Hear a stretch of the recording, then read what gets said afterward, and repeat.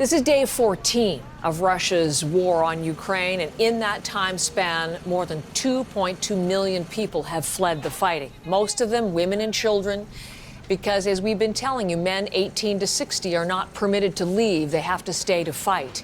More than 1 million of the refugees have entered Poland, and that's where they wait and decide where to go next. Our David Common is at a train station near the Poland-Ukraine border. We are, just a few kilometers off the border point itself. This is a train station. You see many people in behind me. These are people who have arrived primarily off the trains coming from places like Kyiv. Just about 30 minutes ago, a train pulled in. They get processed and in some cases get loaded onto buses. So that bus now full, perhaps heading to Krakow or Warsaw, the bigger cities. You see some people here who are continuing to wait for a ride, but far more inside the building as well. Now, when people arrive, in some cases, they're holding babies, like that person is there. I think that's actually a kid carrying a baby, and there are lots of stories of kids arriving unaccompanied.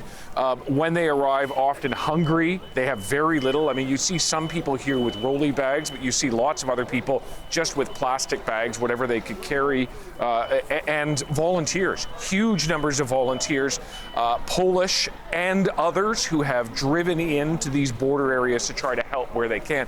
I want to actually show you a little bit inside the train station. We won't go all the way in, but just to open the door, the reason we won't go in is it's frankly, it's just utterly packed in here. So huge numbers of people arriving on trains. We'll just get out of the way because there are people who are trying to get in and out, but it gives you a sense. Please go ahead, please. Yeah.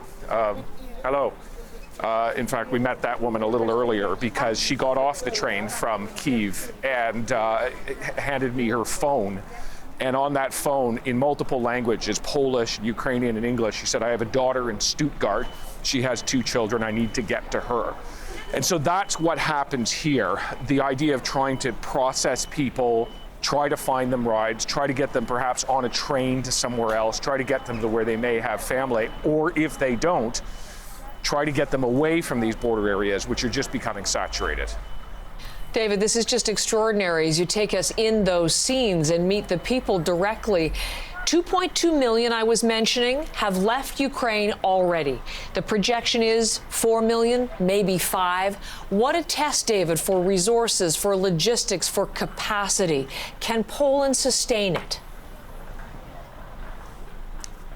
The short answer is no. Poland could not absorb the numbers that it has already taken. This is a humanitarian crisis, a refugee crisis on the order that we really have not seen in modern time because of the speed.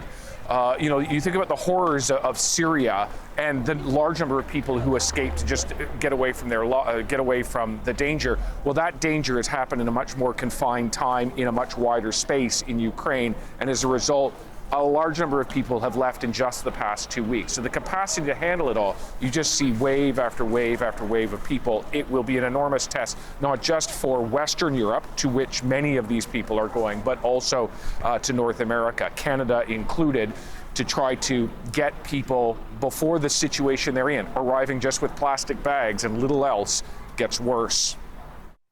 That is David Common.